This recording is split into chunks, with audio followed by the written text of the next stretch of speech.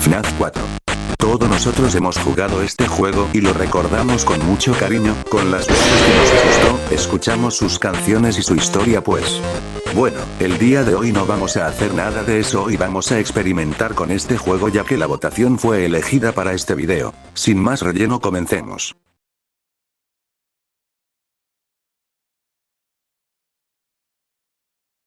Bueno, como dije, solo vamos a modificar los sonidos y para eso voy a usar la app conocida como APK Editor, en pocas palabras un editor de apps. Aquí en esta app vamos a la sección de sonidos del juego y vamos a seleccionar el audio que vamos a cambiar. Ahora deje que yo les enseñe jeje y veamos el resultado.